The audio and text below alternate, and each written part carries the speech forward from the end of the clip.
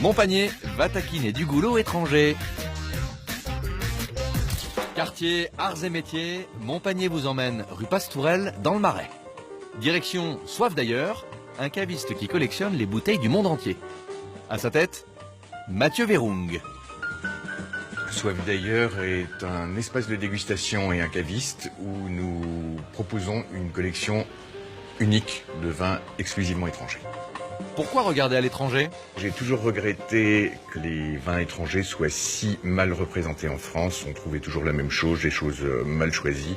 Combien d'étiquettes? On a 42 pays différents, à peu près 500 références et 158 cépages. On fait du bon vin partout ou c'est une quête d'exotisme? Partout où on fait de bons vins, et on en fait partout, il faut les chercher. Ça n'est pas qu'une quête d'exotisme, c'est la quête de la diversité et du bon vin. Vous versez dans le vin bio? Il se trouve que une majorité de nos vins sont des vins bio parce que les viticulteurs, lorsqu'ils s'orientent vers la qualité, s'orientent vers le travail bio de leurs vignes et de leur terroir. Et l'exotisme, ça se paie? La bouteille la moins chère est un Chenin blanc d'Afrique du Sud à 8 €. La plus chère est à 1200, c'est un Pingus de la Ribera del Duero en Espagne. La moitié des bouteilles est à moins de 18 €. On fait un petit tour? Nous commençons par l'Amérique du Sud, avec le Brésil, le Chili, l'Uruguay, l'Argentine. On vinifie même au Canada. Ça vient de la péninsule du Niagara. C'est un très joli pinot noir, le Clos Jordan. Après, nous passons au Vieux Monde, le Liban qui a probablement vu naître la viticulture moderne. S'est glissé là-dedans le Japon, qui fait du vin depuis le XIVe siècle, et où nous avons trouvé 2 vins extraordinaires de Monsieur Amamiya en blanc et en rouge.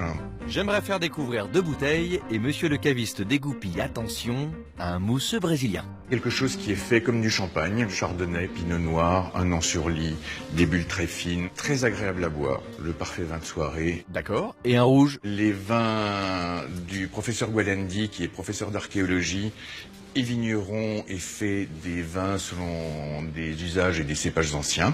Le Foliatonda était un cépage qui était au bord de l'extinction dans les années 80 et qui a été ressuscité par lui, qui donne quelque chose de tout à fait extraordinaire.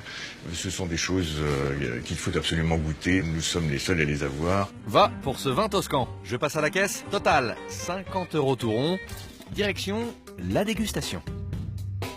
Pour faire goûter ma sélection, j'ai rendez-vous avec Gabriel Vizzanova, une critique vin. Je débouche mon mousseux brésilien. Gabriel, c'est notre première rencontre. Je vous offre une coupe à l'aveugle. C'est un jaune très très pâle. Il est clair, il est pas trouble, hein, mais il est presque transparent. Si on était sur du champagne, par exemple, j'attendrais à ce qu'il y ait une bulle plus incisive, plus franche, plus fine. Qui est peut-être aussi une couleur un petit peu plus marquée. Je pense pas qu'on soit en Champagne et je pense pas qu'on soit en France. Bien joué. C'est un nez qui est assez agréable, qui est assez fin. Je trouve qu'il y a un côté un peu minéral, floral, de l'agrume. On a une mousse qui est pas trop agressive, qui est assez crémeuse. Il n'y a pas une complexité énorme, mais c'est bien équilibré, c'est sympathique, j'aime bien. Il n'y a pas non plus une longueur en bouche, une persistance en bouche extraordinaire. Une idée de la provenance? On est dans le Nouveau Monde? Bien joué. Ah, vous êtes dur là. Vous faites goûter des pétillants du Nouveau Monde? Oh là là. À travailler un peu à la française, le seul truc que je vois, c'est Cap Classique, Afrique du Sud. Et non, raté, il nous vient du Brésil. On est au Brésil. À 11 €, ça vous semble réglo? 11 €, c'est réglo. On enchaîne avec le Foliatonda, un cépage oublié, vinifié en Toscane par un archéologue. La première remarque, c'est qu'il est trouble. Donc ça peut être un défaut ou ça peut être qu'il est fait d'une façon assez naturelle, c'est-à-dire qu'il est peu filtré, ce qui est plutôt bien parce que ça garde tout l'arôme. J'aime bien le nez. Je trouve que le fruit est assez mûr. Un tout petit côté un peu animal qui est plutôt plaisant, que j'aime bien. Et en bouche? Il y a un beau fruit, c'est harmonieux. Il y a du caractère, c'est un vin qui est assez plaisant. Et ça va être un vin qui va être assez malléable.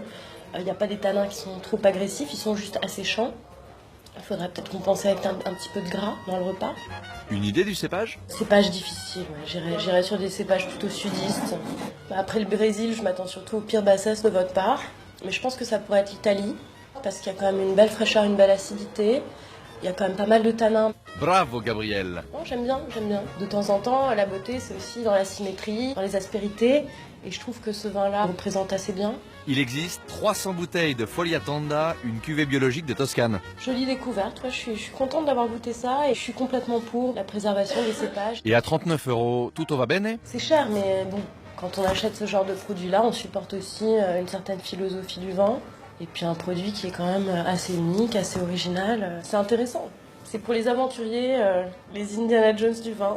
Justement, ce vin vient de Soif d'ailleurs, un caviste qui ne propose que des vins étrangers. Séduite? Ça manque de cave du Nouveau Monde, j'irai, c'est sûr. En regardant ailleurs, on peut aussi étancher sa soif. Un bon pour Soif d'ailleurs. À très vite, dans Très Très Bon, et d'ici là, très très bon appétit.